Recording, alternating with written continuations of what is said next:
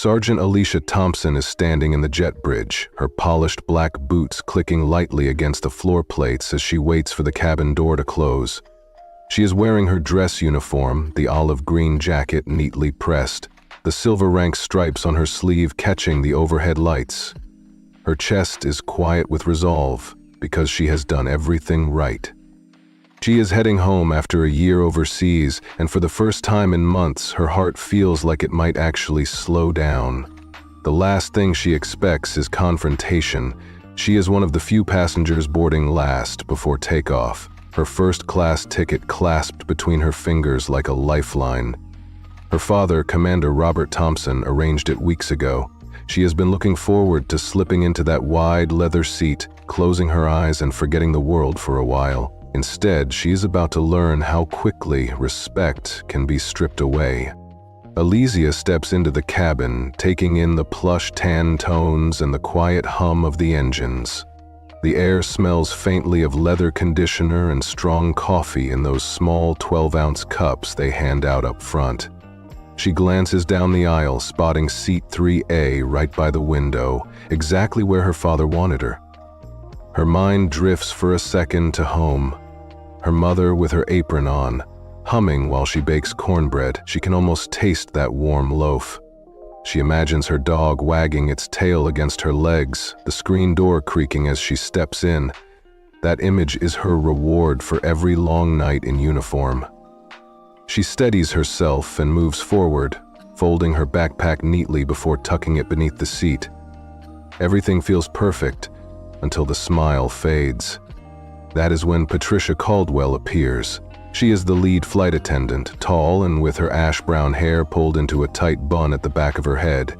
Her posture is rigid, and she carries a clipboard that seems more like a weapon than a tool. Patricia's eyes flick from Alicia's dog tags to her badge and back again, narrowing as if spotting a mistake. Alicia offers a polite nod because she believes courtesy will calm any tension. Patricia Caldwell waits a beat before she speaks. "May I see your boarding pass?" she says in a tone that is cordial but brittle underneath. Alicia nods again and slides the ticket across the armrest. The moment Patricia takes it, every passenger in first class seems to glance up, phones hovering like tiny spotlights. Patricia studies the pass and then Alicia's uniform.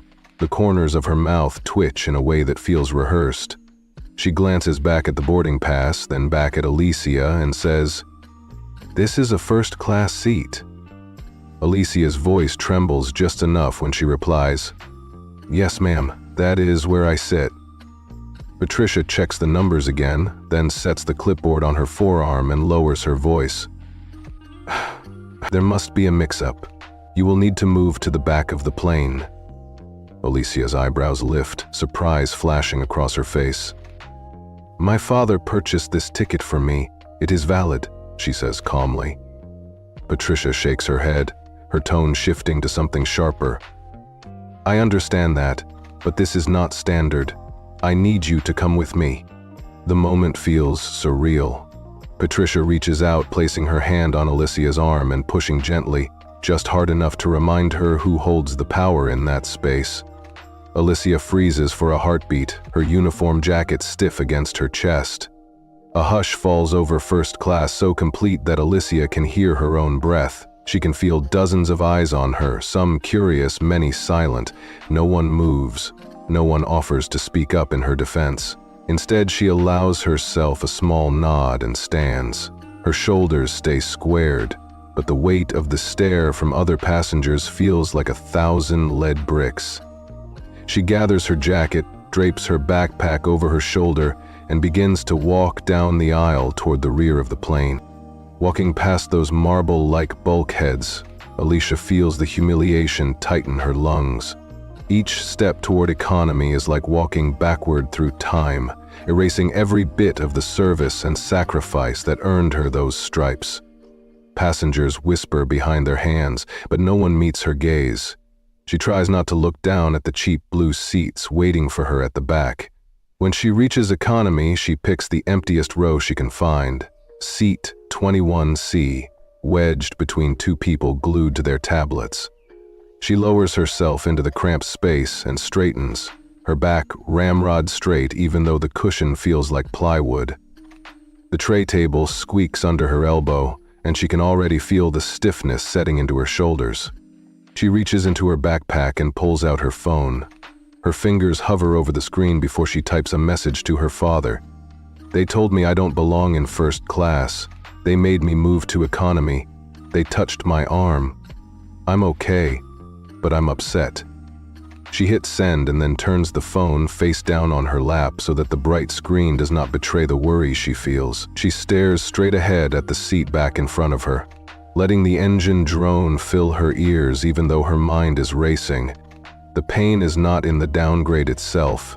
It is in the instant erasure of her dignity that happened in front of so many people, as if her uniform meant nothing. Her phone vibrates. A reply pops up immediately. "What is your flight number?" Her father's words are curt. He is a man who knows the inner workings of systems, military, federal, and airline alike.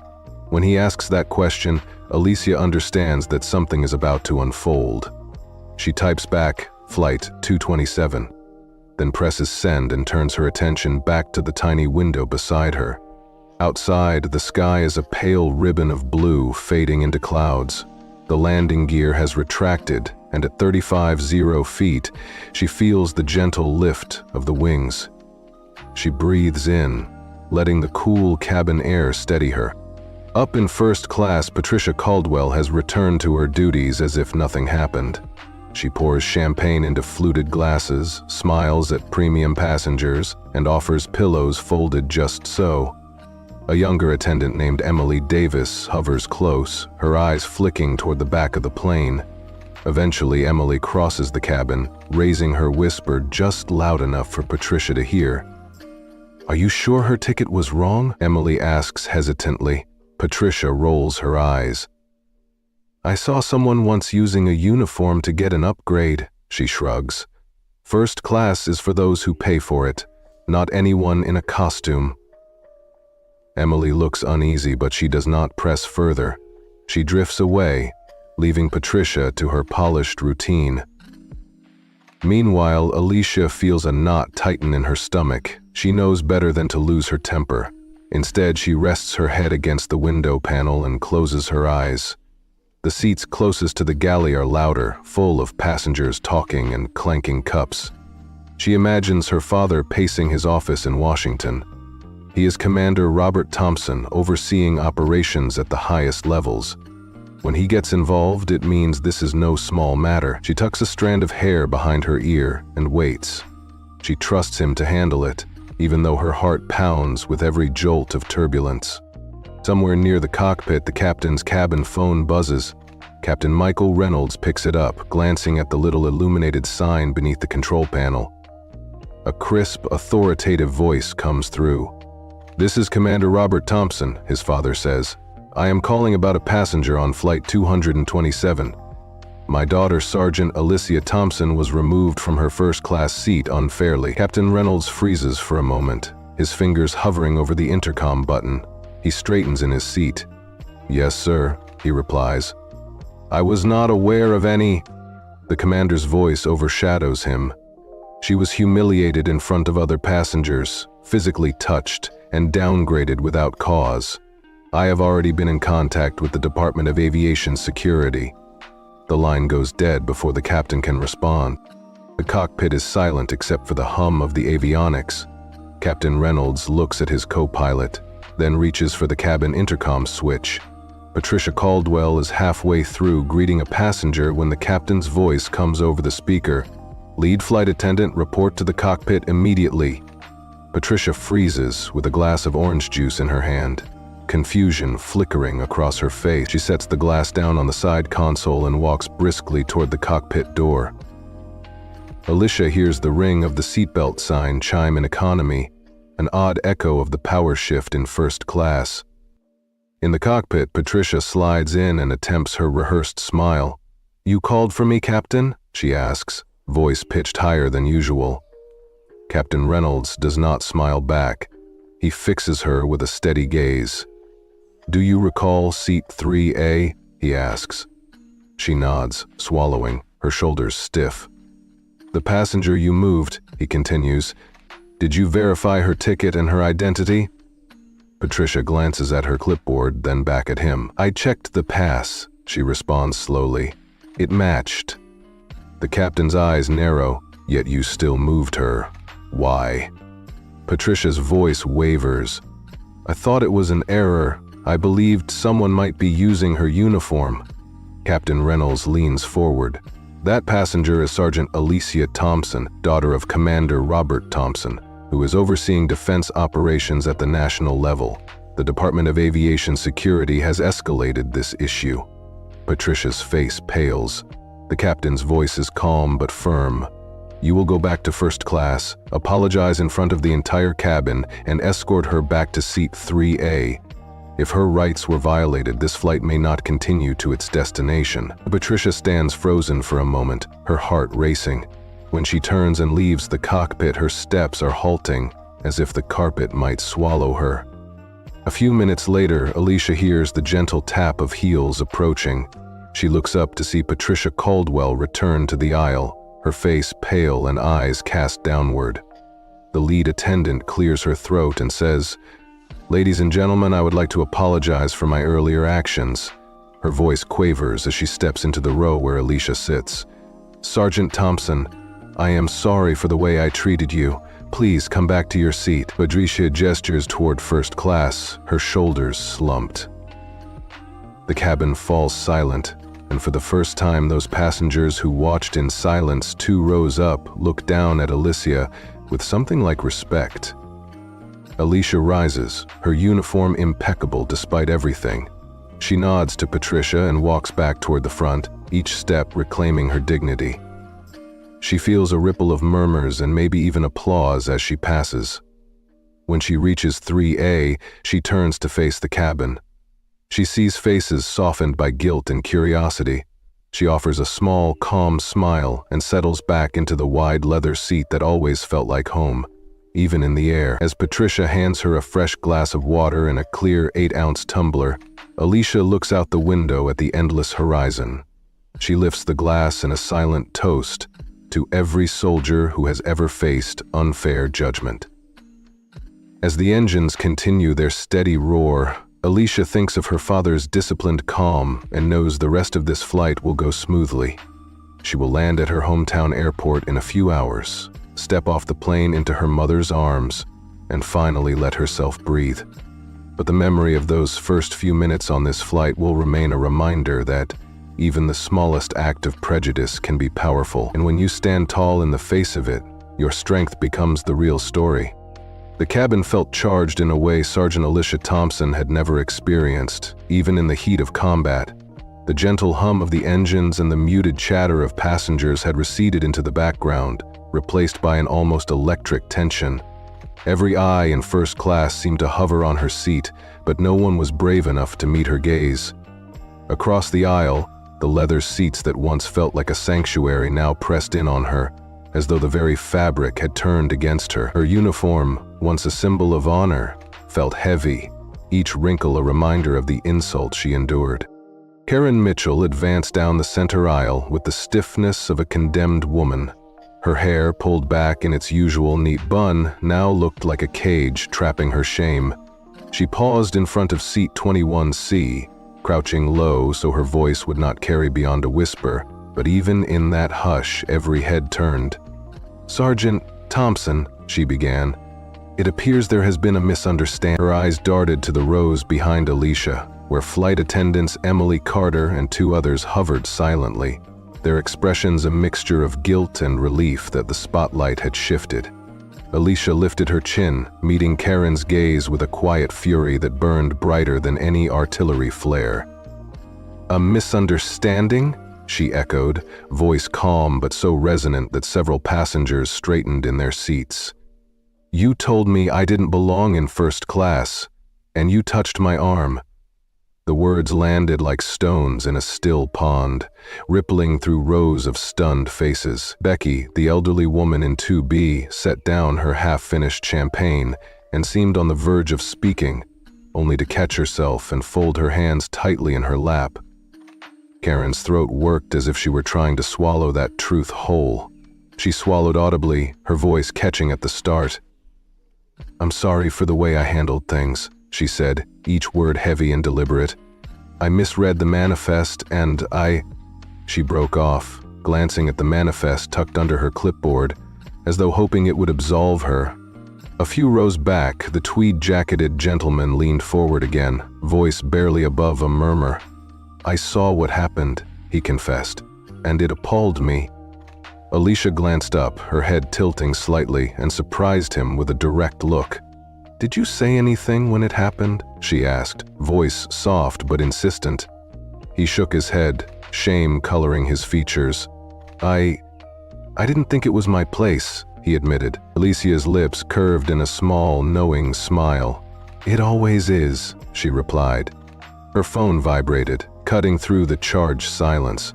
She slid a fingertip across the screen. "Dad, good, I'm back. Security is waiting at the gate." She set the phone on the tray table, the glow illuminating her calm expression. Outside the window, the sky stretched in soft layers of gray and white, unremarkable but expansive, a contrast to the claustrophobic hush inside the cabin.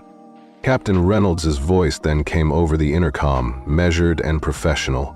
"Ladies and gentlemen, we are beginning our initial approach. Please return to your seats and ensure all tray tables are in the upright position." He paused and then added in a neutral tone that only heightened the anticipation. "We appreciate your cooperation during what has been an unusual situation." Beyond the cabin walls, Emily Carter's earlier glance toward the cockpit had not gone unnoticed. Captain Reynolds and his co-pilot watched the descending flaps and consulted the approach plates, but their eyes betrayed a hint of satisfaction.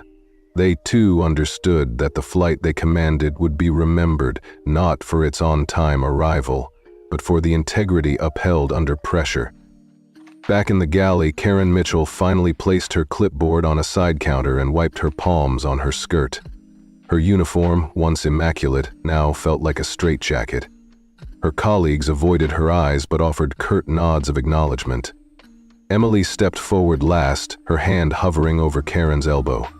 "You did apologize," she said softly. Karen turned, her eyes wide. "Is that enough?" she asked, voice trembling. Emily's gaze was steady. "Sometimes it's where you begin," she replied, and then turned to tend to the flight deck door. A moment later, the plane's wheels touched down with a gentle thump. The cabin lights brightened as the ground crew signaled readiness. Passengers shuffled in their seats, gathered their belongings, and braced for what might come next. Sergeant Alicia Thompson remained seated, breathing evenly, her face serene. As the jet slowed on the tarmac, the boarding door hissed open. Two uniformed officers from the airline's security detail stepped in, stern, professional, and unyielding. They made their way down the aisle, and the cabin fell into an expectant hush once more. From behind them walked Commander Robert Thompson, Alicia's father, his own dress uniform impeccable, medals polished, his expression composed but resolute. His presence filled the aisle like the opening of a curtain on a serious drama. Passengers rose to their feet as the officers reached Alicia's row. One of them spoke into his radio, brief and clipped, then turned to Alicia. "Sergeant Thompson, sir," he said with a respectful nod. Alicia stood, stiff-backed and poised. Commander Thompson cut a dignified figure beside her. He glanced toward Karen Mitchell, who stood frozen near the galley entrance.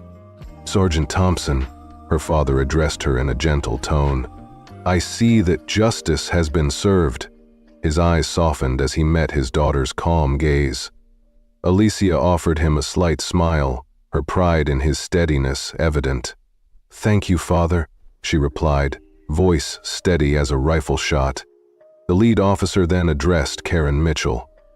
"Ms. Mitchell," he said, voice firm but not unkind, "you will need to accompany us to the ground operations office. There are some statements to take." Karen's eyes widened, but she nodded, surrendering without protest. The cabin watched as she followed the officers out, her head bowed, her uniform now a reminder of a moment that irreparably changed her career. As the last of the crew exited, Commander Thompson turned back to the passengers. "Ladies and gentlemen," he said, voice carrying with the calm authority of a man used to command, "thank you for your patience today. Sergeant Thompson is a dedicated service member who deserves the respect we afford all those who wear the uniform. Let us carry forward that respect in our daily lives." A soft round of applause emerged from the cabin, tentative at first, then growing in sincerity. Alicia felt a warmth spread through her chest as she looked at faces that only moments before had ignored her. The applause swelled until even those in economy joined in, their claps echoing like a tide washing over the cabin.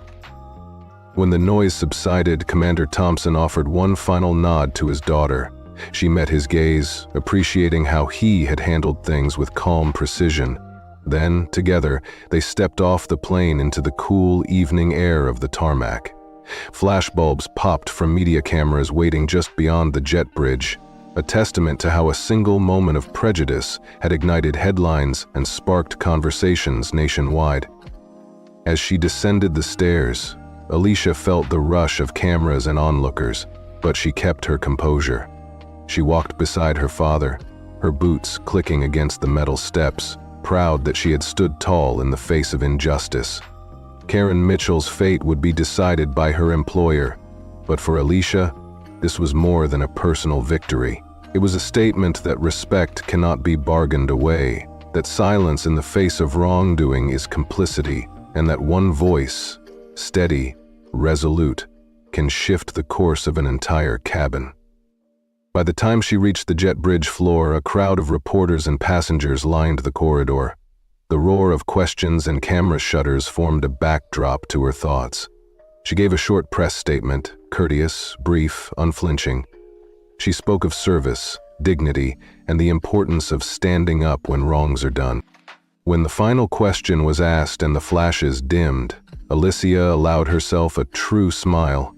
She turned to her father, and together they walked toward the waiting car, the night air cool against their faces.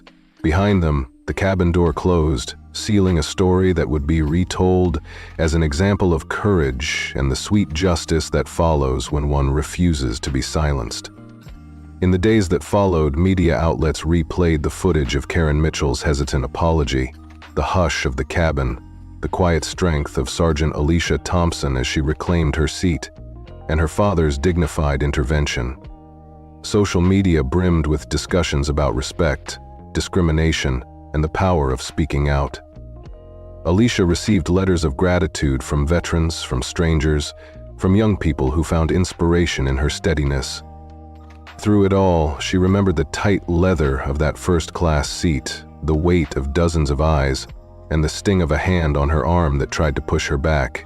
But most of all, she remembered how she stood, how the cabin fell silent, and how justice arrived not with fury, but with calm resolve. That was the moment her story truly took flight, far beyond the confines of a single plane, carried on the wings of dignity restored. Sergeant Alicia Thompson could feel every eye in the cabin turning toward her as she rose from her seat. The hush that settled over the plane was heavier than the thunder of combat she had weathered overseas. Her uniform felt suffocating, the crisp olive-green fabric suddenly too tight around her shoulders. She fought the urge to rub at her collar and instead kept her chin level, her boots clicking firmly on the aisle carpet with each step toward first class. Karen Mitchell hovered near the galley, arms folded, her posture rigid as a drill instructor's. Emily Carter stood to one side, watching Karen's approach with a mixture of guilt and relief. No one spoke. No one offered to help Alicia, though several passengers stared with wide eyes. The silence stretched out, broken only by the faint clink of an ice cube in Karen's glass. At seat 3A, Karen cleared her throat. "Sergeant Thompson," she said, crouching so her voice would carry but not boom. "It appears there was a misunderstanding." Her words trembled on the edge of an apology but lacked conviction.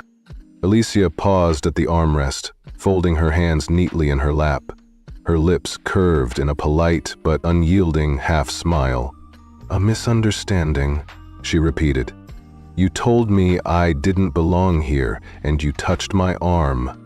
The ripples of that statement spread through the cabin. A man in the front row lowered his magazine.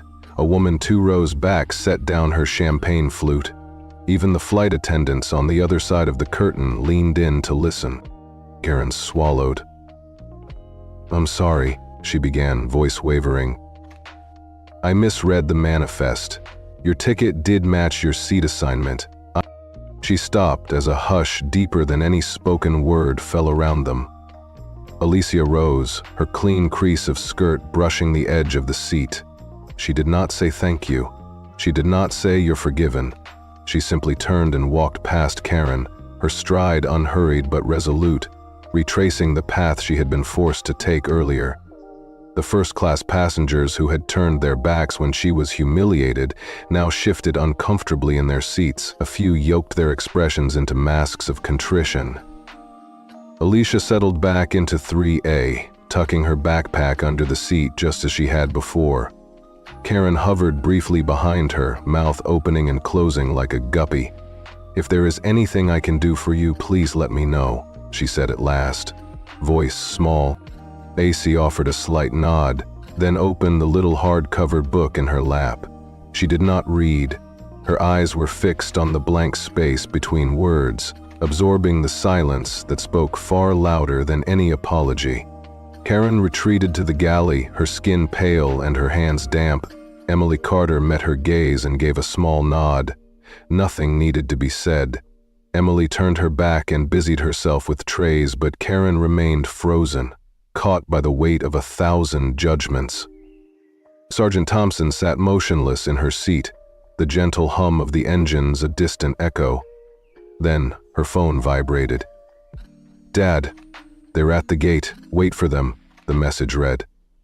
She tucked the phone into her jacket pocket and exhaled, the breath she had been holding since Karen's approach finally releasing. The captain's voice came over the intercom. "Ladies and gentlemen, welcome to our destination. Please remain seated with your seatbelts fastened until we have come to a complete stop."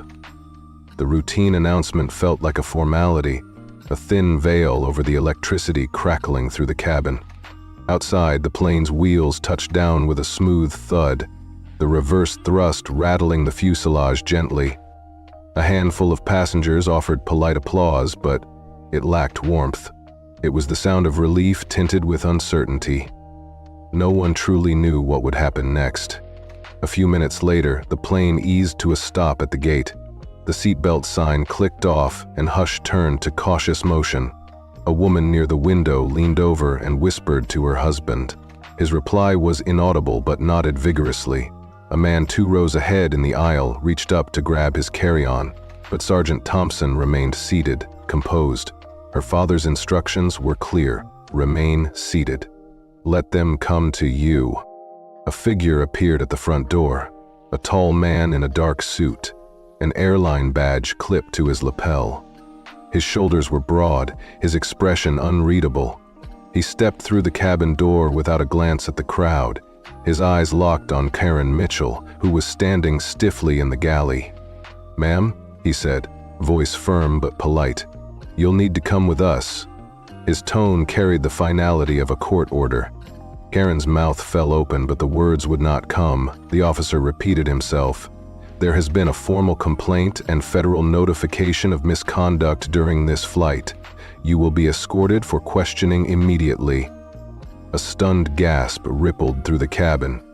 A passenger in the front stood up with a phone in hand, pretending to check a message as the camera lens slid into place. Karen's eyes flicked around, pleading silently for someone to intervene. But everyone remained silent, eyes lowered or fixed elsewhere. She squared her shoulders, lifted her chin, and stepped into the aisle. Each footfall sounded an alarm in her mind. The carpeted floor felt as though it were swallowing her whole. She passed Sergeant Thompson's seat, and their eyes met. Alicia's gaze was steady, unshaken. That look held more weight than any apology could ever carry. Karen looked down and hurried on. She disappeared through the cabin door. The cabin door closed behind her with a click, and the moment the latch engaged, the entire plane exhaled. Seats shifted, bags were clutched, and whispered conversations ignited in the suddenly crowded aisle. But Sergeant Thompson stayed seated. She felt no urge to stand. She felt no relief. She only felt the clarity of justice served. Part 2. A mile down the jet bridge, the hush of the gate area felt foreign after the controlled chaos inside. Passengers filed off the plane, their faces a mixture of curiosity, relief, and lingering guilt. A man in seat 3C, the one who had stared at his screen throughout the ordeal, paused at the door and turned back. He stepped toward Alicia, his suitcase wheels clicking. "I didn't know you were someone important," he murmured, voice low enough not to carry. He stopped a step short of her seat. "I just saw a soldier with a first-class ticket. I didn't mean to judge." Alicia met his gaze, her expression softening just a fraction. "I'm not important," she replied evenly. "I just had a valid ticket." He looked down, shame coloring his cheeks. "I didn't intend it that way." He shrugged, trying to make light, but the tension remained in his posture. "I guess people see what they expect to see." She studied him for a moment. "That is how it goes," she said quietly. "Your worth is more than what someone assumes. It only becomes real when someone else cares about it." He nodded, as though that truth sank into his bones. He picked up his bag and moved on, leaving Alicia alone with the low murmur of departing travelers. Emily Carter appeared beside her seat, stepping quickly so she didn't draw attention. "They've cleared the exit," she said softly. "You're welcome to deplane when you're ready." Alicia stood and gathered her belongings. She tugged her backpack straps into place. "Are there still officers waiting?" Emily nodded. "2 security officers and a representative from the airline's executive response team. They're not here to question you. They'll guide you and help with anything you need." She hesitated, then squared her shoulders. "Thank you," she said, voice steady. "I just need a way out." Emily paused, her eyes filled with regret. "I'm sorry," she said quietly. "I saw how she treated you and I froze. I should have spoken up." Alicia offered a small, understanding nod. "Now you know how it feels," she said. Her tone was gentle but firm, the same tone she used with new recruits in basic training. Emily swallowed and stepped back toward the galley, head lowered but dignity intact. Alicia moved down the aisle, passing the first-class seats where passengers had once ignored her. Their faces now turned away or looked apologetic. No one spoke. She reached the jet bridge and stepped into the terminal, the familiar fluorescent lights seeming too bright after the dim cabin. At the end of the bridge stood 2 uniformed security officers, their badges gleaming. Beside them was a man in a navy blue suit with a silver airline pin on his lapel. His posture was upright, professional, respectful. "Sergeant Thompson," he said, extending a hand. "I'm David Larson from the airline's executive response team. We've been made aware of what happened. Commander Thompson has asked for complete transparency and accountability. I would like to escort you to the executive lounge where he is waiting." Alicia met his handshake with a firm grip. "Lead the way," she said. They walked through the terminal. Store clerks and passengers gave them a wide berth, sensing the gravity of the moment. Some whispered as they passed, "Is that her?" "Yeah, I saw her on the flight." Their voices trailed off. They reached a pair of frosted glass doors labeled Executive Lounge, private access only. Larson paused before pushing them open. Beyond, the corridor fell silent. The click of their shoes on the polished floor echoed. At the end of the hallway was a set of double doors. On the left side, a narrow plaque read, "Executive Lounge, Guests and VIPs." Larson motioned Alicia forward. "Your father is inside," he said. "If you need legal assistance, it's available. We can also provide a written statement if you wish." Alicia nodded and pushed the door open. continues seamlessly into the next part of the narrative. Sergeant Alicia Thompson paused just inside the executive lounge doorway, the afternoon light behind her softening the edges of her uniform, yet doing nothing to diminish the resolve in her posture. Her father, Commander Robert Thompson, sat in a high-back leather chair, the black folder now closed, resting on the dark wood side table by his elbow. He rose as she stepped forward, his polished shoes settling upon the thick carpet with deliberate quiet. "Alicia?" he said, voice low but carrying that unmistakable military calm. "Thank you for coming." He gestured to the chair opposite him. Alicia crossed the room in a few confident strides and lowered herself into the chair. The leather was cool beneath her uniform skirt, and she let the firmness support her spine. Commander Thompson sat back down and folded his hands over his knee. "I've read the full report," he began, "and I could not be more proud. You handled yourself with dignity under pressure few civilians or even trained soldiers could match." Alicia met his gaze. "I had to make sure our service members won't face this again," she said quietly. "It wasn't just me in that cabin. It could have been any one of the women in our ranks." He nodded. "I understand. That is why I asked them to bring you here, not just for an apology, but to shape policy." He leaned forward, voice earnest. "They want your input on bias training, manifest procedures, bystander empowerment, even cabin design. Airlines across the nation will be revising their protocols because of this." Alicia inhaled slowly, the weight of responsibility familiar from deployments. "Then let's get to work," she said. Shortly after, David Larson and Karen Blake from Human Resources entered with a small tray holding 2 crystal glasses of iced tea. They set it on the side table and waited. Alicia took one, letting the cool condensation slip through her fingers. She sipped before speaking again. "I want a written commitment that all flight attendants must verify both ticket and identification, not just glance at a uniform," she said. "And that any passenger, military or civilian, who feels discriminated against has a direct hotline to corporate with guaranteed follow-up." Karen Blake nodded and jotted notes on her tablet. "We will draft a new passenger service policy by week's end," she said. "It will include explicit checklists, mandatory bias awareness workshops, and a passenger feedback loop that triggers a managerial review within 24 hours. Alicia set down her glass. "Good. And I'd like an annual public report, nothing buried in legalese, to track complaints and resolutions." Larson raised his hand in a gesture of agreement. "That transparency is essential. We'll post it on our website and share with the Department of Transportation." Commander Thompson folded his arms, eyes bright with pride. "You are making a difference," he said. "Your resilience in that cabin turned a personal affront into systemic reform." Alicia allowed herself a small, satisfied smile. "It felt like the fight in Fallujah," she admitted. "Only this time, the battlefield was cabin 3A at 35,000 feet. They shared a quiet laugh. Then Alicia rose. "I'm ready to go home now," she said. Her father stood and offered her his arm.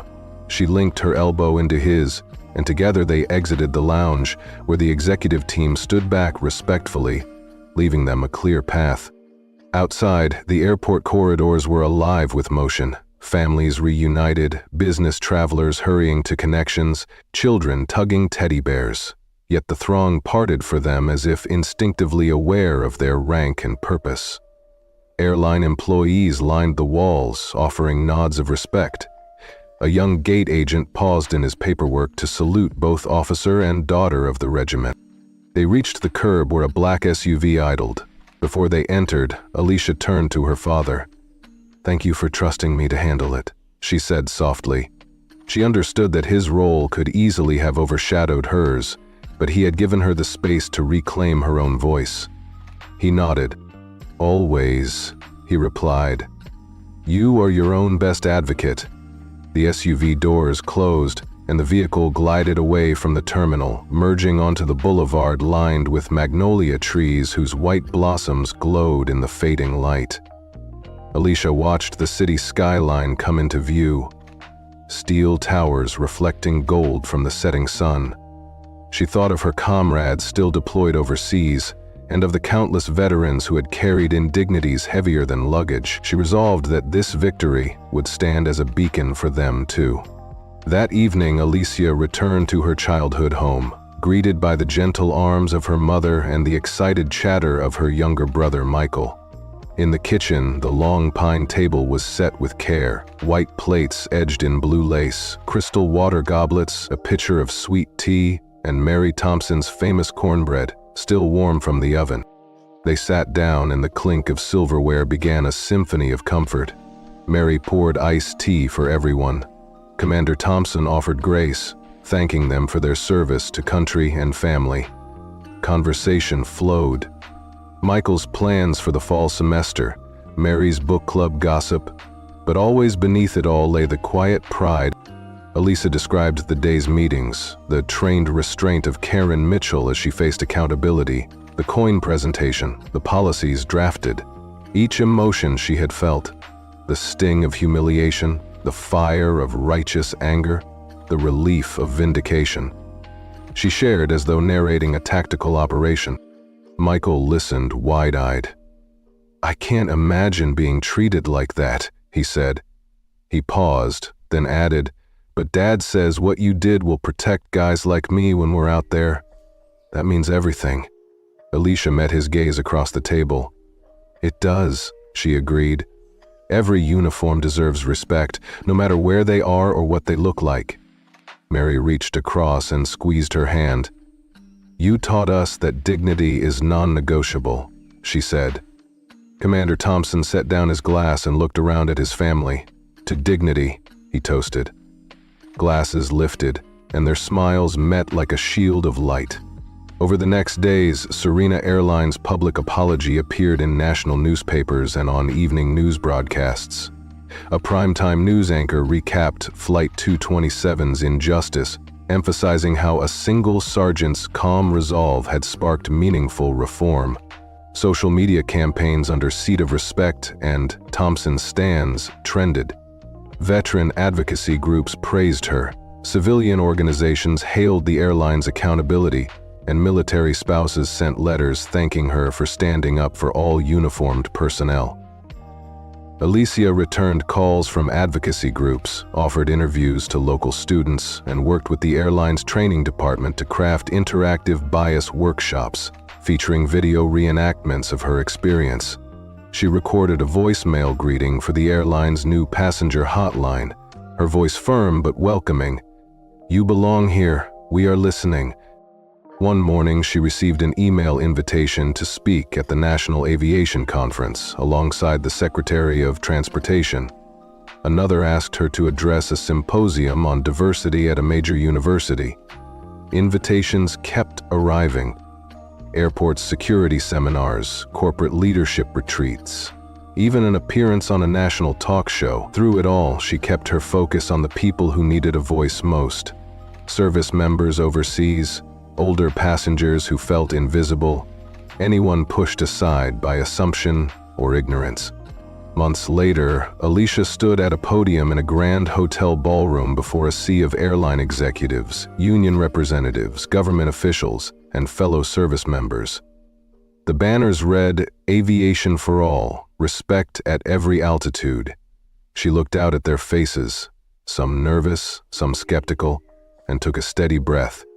"Good morning," she began in clear, conversational tones. "I'm Sergeant Alicia Thompson, and I was once told I didn't belong in first class." That moment stung, but it also taught me something powerful. Dignity is not a privilege, it's a fundamental right. She paused, letting the statement settle.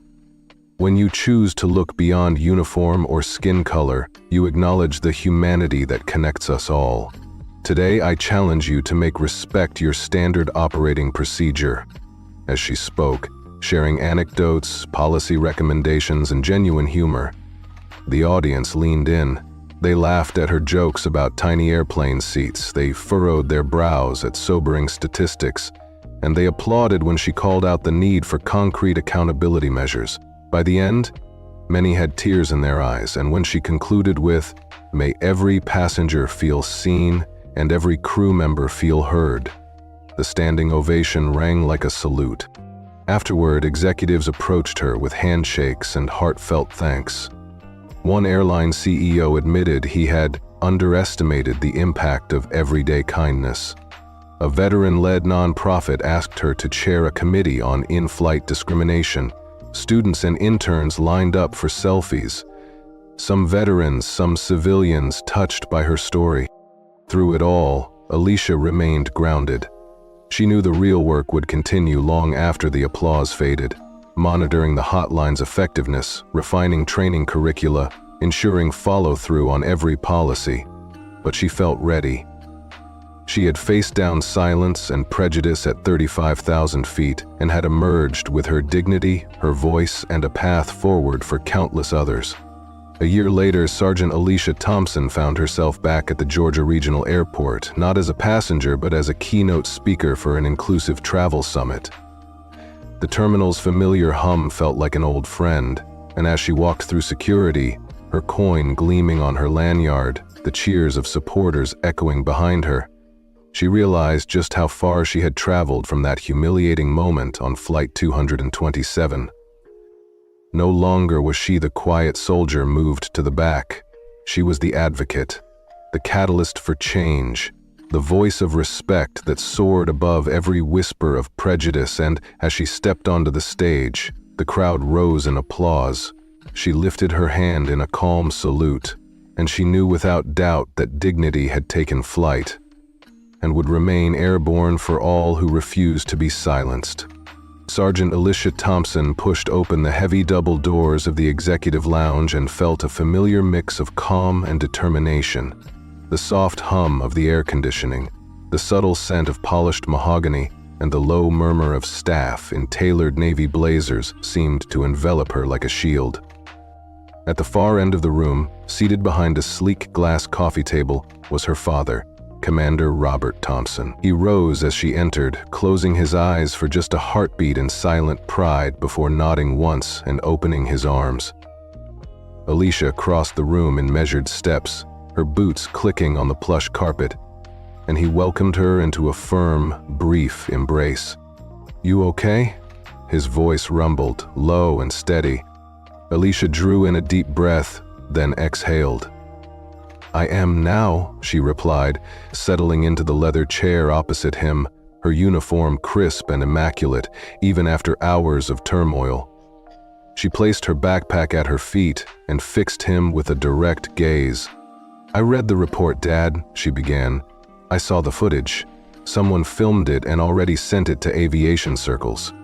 He tapped a black leather folder on the side table. "I reviewed it myself. The airline's initial response was pathetic. An apology half-hearted enough to fit in a single tweet, a free voucher, and an attempt to sweep it under the rug." He slid the folder across the table. "Everything we need is in here: emails, passenger statements, crew logs, and your boarding pass for seat 3A front and center." Alicia picked up the boarding pass, her fingertips tracing the embossed letters. "She never asked to verify my ticket," she said, voice low but fierce. "She saw my uniform, saw who I was, and decided I didn't belong."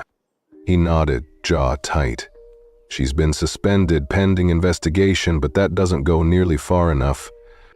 Alicia arched an eyebrow. "You want her fired?" He shook his head. "No, this is about more than one flight attendant. Firing her quietly just lets her resurface somewhere else.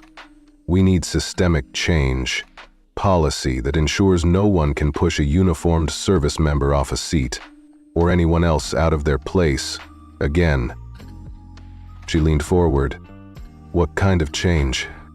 Commander Thompson opened the folder and withdrew a set of printed pages. "I've drafted a federal policy proposal. Mandatory bias awareness training for all cabin crew. Dual verification of ticket and photo ID for any seat reassignment request. a confidential Department of Transportation hotline for discrimination complaints with guaranteed response within 72 hours. Civil penalties up to $50,000, 0 cents per violation. Annual public reporting of all complaints and outcomes. Alicia studied the pages. Good, but we need definitions up front.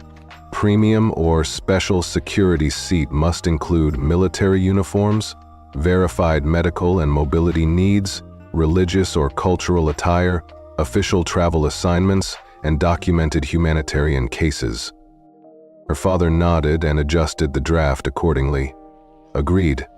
We'll also require airlines to print passenger rights notices on every boarding pass. Clear language about who you are and what recourse you have if moved unjustly. Alicia tapped a pen on the table, eyes bright. And the training must be third-party audited. No airline self-certifies. An independent body delivers and evaluates it annually. He added the note to the document. Perfect. Now, public apology, not just to you, but to every service member who's been humiliated.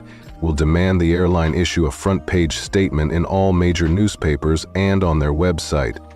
Alicia allowed herself a small, satisfied smile. Make it personal.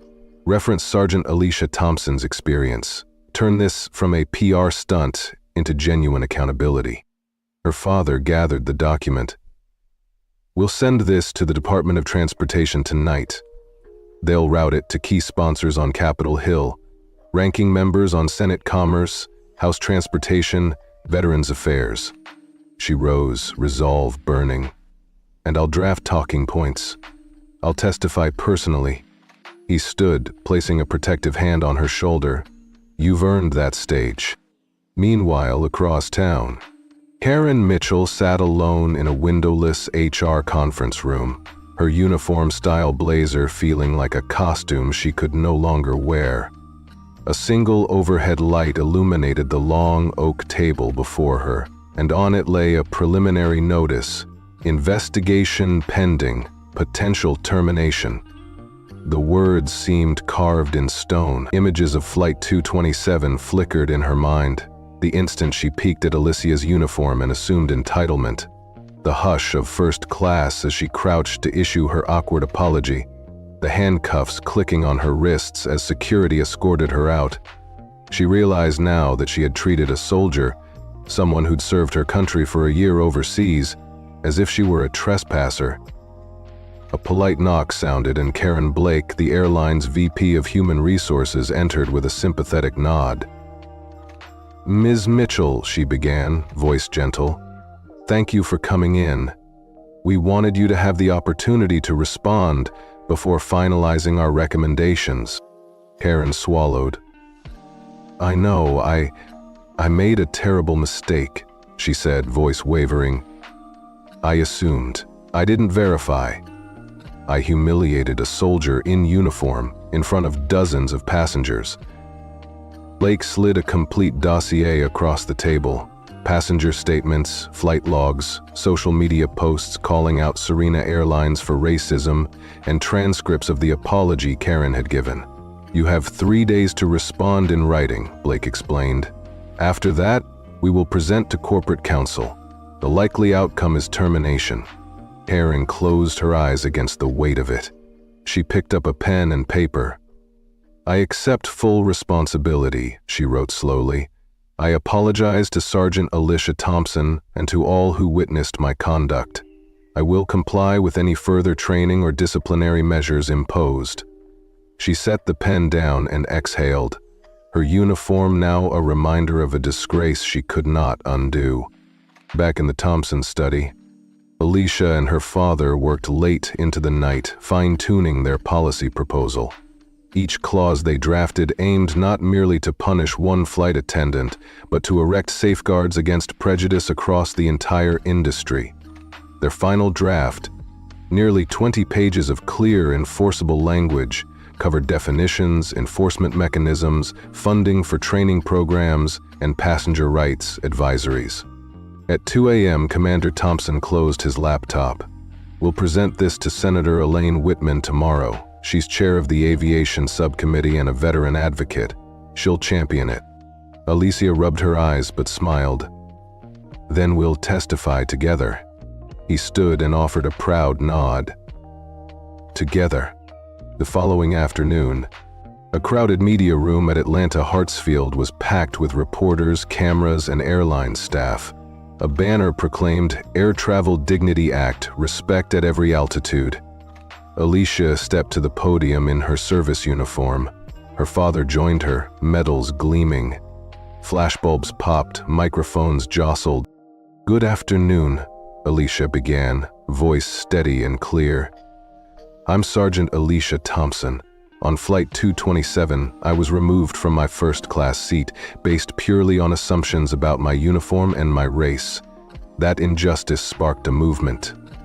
She paused, scanning the room.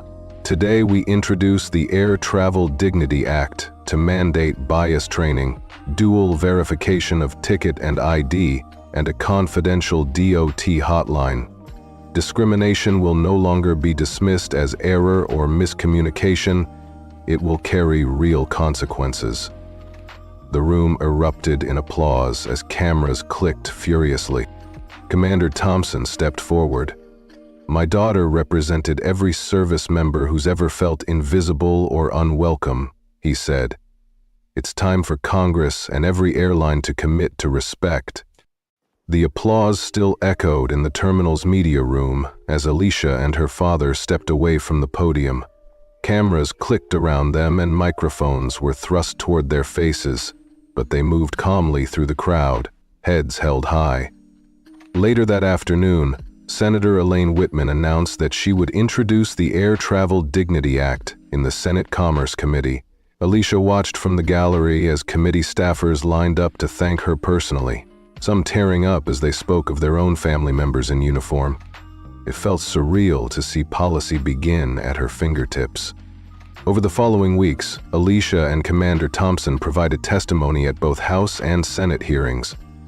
Alicia spoke first, recounting the exact moment Karen Mitchell had told her she did not belong, describing the hush in first class that had sealed her humiliation, and then the powerful silence that followed when justice arrived. Her words were clear and measured, and many lawmakers wiped their eyes as she called for dignity on every flight. She urged them to imagine themselves in her seat, feeling the sting of exclusion and the strength that comes from standing one's ground.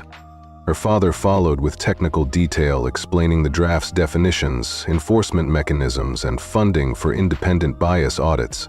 He described how the proposed hotline would operate under the Department of Transportation, how civil penalties would be levied, and how annual public reporting would drive accountability. Their teamwork impressed members on both sides of the aisle. Afterward, several representatives and senators approached them with handshakes and nods of commitment. The bill moved swiftly through committee, fueled by bipartisan support. Veterans organizations, disability rights advocates, faith leaders, and airline consumer groups all submitted letters in favor. 1 week later, the Senate voted 89-9 to pass the measure. Alicia watched the roll call on her tablet, her heart pounding as each name was called. When the vote was announced, she closed her eyes and whispered a silent thank you to every service member and airline passenger who had ever been judged unfairly.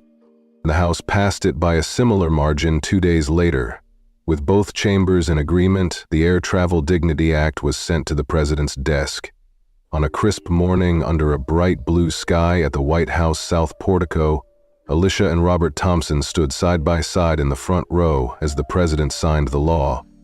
When the pen reached the signature line, Alicia felt its weight in her hand. Flashbulbs burst, reporters cheered, and veterans in the crowd rose to their feet in salute. She held the pen high and smiled, knowing that her simple act of resolve on Flight 227 had changed the rules for every passenger at 35,000 feet and beyond. Within days of the signing, airlines across the country began revising their procedures. Serena Airlines announced that they had already implemented third-party anti-bias workshops for all cabin crew, launched their confidential discrimination hotline, and installed manifest scan equipment to verify tickets and IDs simultaneously. Other carriers followed suit, reading from the same policy playbook that Alicia and her father had crafted. Airports posted new signage reminding passengers of their rights and featuring a QR code linking to the DOT hotline. Back in her Army unit, Alicia was greeted like a hero. Soldiers saluted her in the hangar, and her commanding officer pinned an additional ribbon on her uniform in recognition of her civilian leadership. Veterans in the mess hall praised her courage, and junior enlisted marveled that one of their own had reshaped federal law.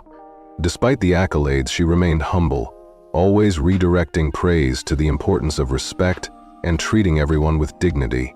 One afternoon at the terminal, she boarded a flight in uniform with her regulation duffel bag. At the gate, the agent scanned her ticket and ID as usual, then offered a respectful nod. First-class passengers smiled and welcomed her aboard. Her boots clicked down the aisle without a single side glance. She settled into 3A with a satisfied sigh, buckled her belt, and leaned back.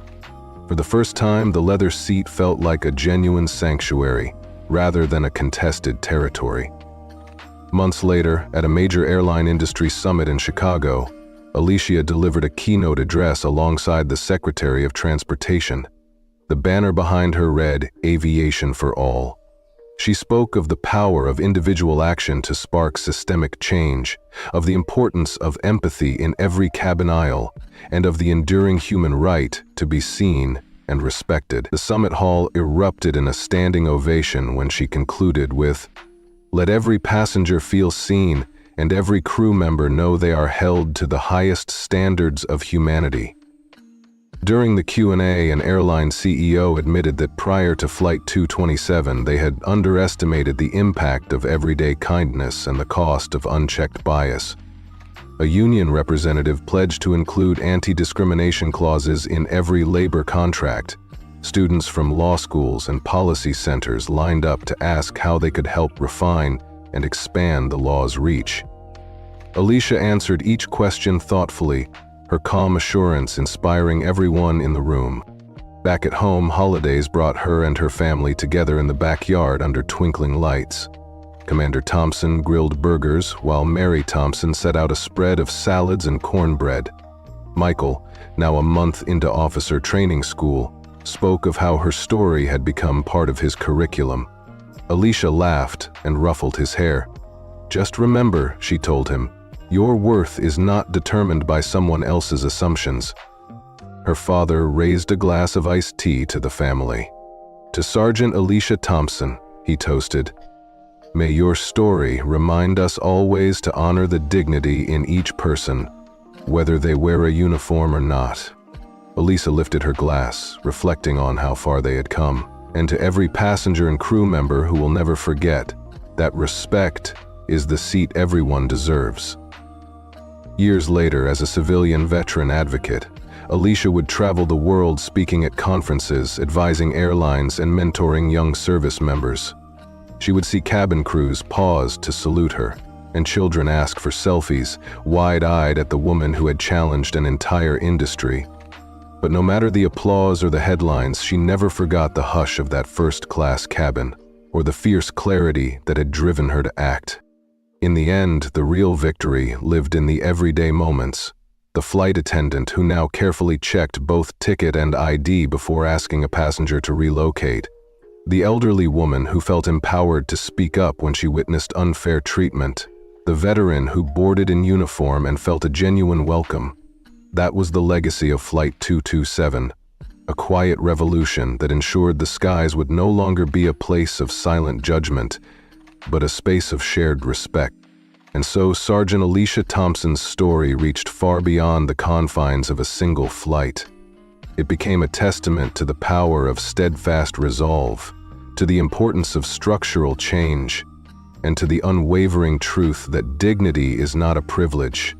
It is a right that binds us all together, wherever we may fly. Sergeant Alicia Thompson settled into the armchair next to her father, Commander Robert Thompson, and let out a quiet laugh that lacked any real amusement. "So they still won't say my name," she murmured, scanning the headlines flickering on the muted television across the room.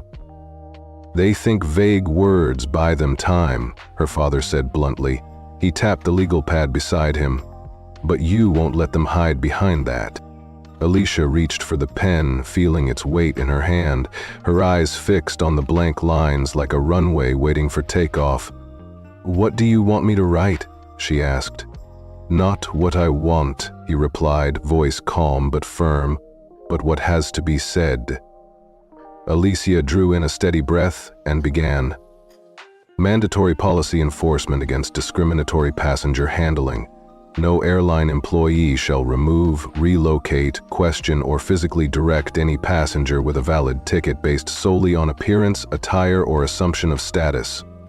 All removals must be preceded by digital verification of passenger identity and ticket status, documented in internal flight logs and validated by a second crew member. Her pen moved confidently across the page as she added, "Any breach of procedure, whether deliberate or accidental, will trigger immediate review by an independent ethics board. Additional safeguards shall protect military personnel, individuals with visible disabilities, and those traveling alone in premium seating." They spent the next 3 hours refining every sentence of her statement. There would be no flowery language or vague apologies, only unflinching honesty. By midday, they were ready. That afternoon, a local veterans group hosted a modest press conference in a conference room near the airport. A folding podium stood in front of 20 chairs, occupied by journalists, bloggers, and a handful of active-duty officers. Backstage, Alicia changed out of her uniform jacket into a simple dark blazer and jeans. She wanted to be seen as herself. No medals, no regalia. When someone jumps to conclusions about who deserves a seat, it's not just a misunderstanding, it's a judgment, and it's dangerous. This happens not only to soldiers, but to anyone traveling while black, while brown, those with disabilities, those who are quiet or who stand tall. Her gaze swept the audience. "I am raising my voice not only for myself, but for every person who felt too afraid to speak up." She paused, letting her words settle. "I already received an apology. What I want now is accountability. I want clear policy. Mandatory identity verification before any seat change, bias training for every crew member, a confidential hotline for passengers to report discrimination without being labeled difficult, and I want a public pledge from every airline that the next time someone doesn't fit in, they will check their assumptions first." When she finished, the room remained silent for a heartbeat, an acknowledgement that they had witnessed something genuine and necessary. Then applause rose, tentative at first, then building into a robust ovation. Gracefully, Alicia stepped back from the podium as Commander Thompson joined her, placing a steadying hand on her shoulder. Over the next 24 hours, her speech went viral. Video clips amassed millions of views, and hashtags like "You belong here" and "Thompson stands" trended nationwide. Messages poured in. Stories of travelers who had faced similar discrimination, educators who planned to include her speech in curriculum, airline employees calling to say they would walk the aisle differently. The day after her speech, Congress invited her to testify before the Transportation Committee on an expedited passenger rights bill modeled on the framework she and her father had drafted.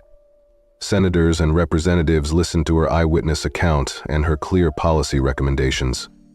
By week's end, a bipartisan group introduced the Air Travel Respect Act, containing dual ID verification, mandatory bias training with third-party audits, and civil penalties for violations.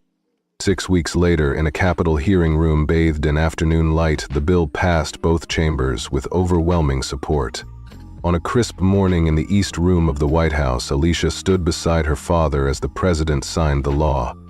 When she held the pen to the paper, the flash of cameras was dizzying, but her resolve remained steady.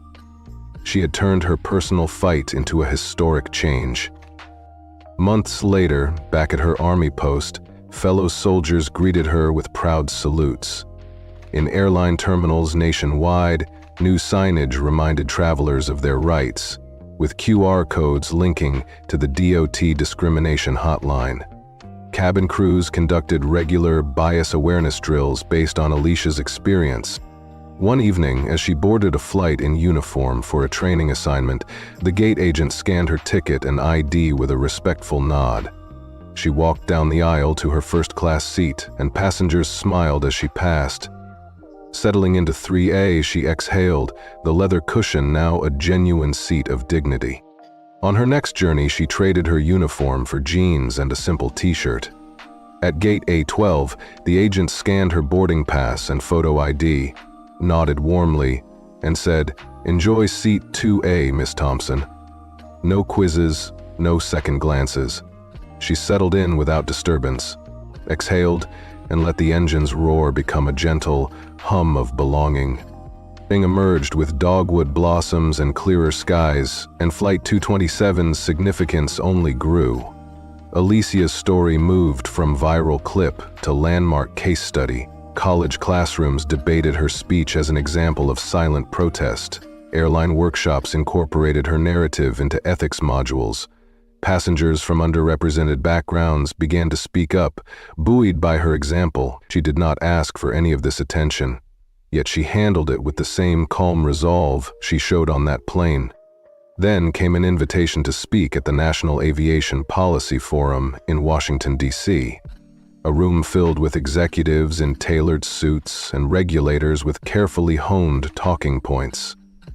Alicia took the podium in jeans, boots, and a simple blouse. Without notes, she spoke directly. That seat was more than a row number. It was a hard-earned place. I didn't demand it. I belonged there.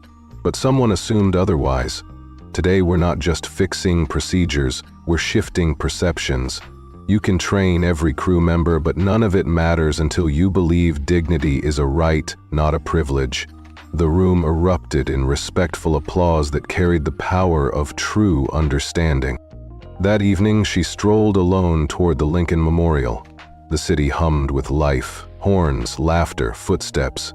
Yet she felt a serene clarity. The reflecting pool mirrored the monument's glow, and she sat on a bench facing the giant carved likeness of Lincoln.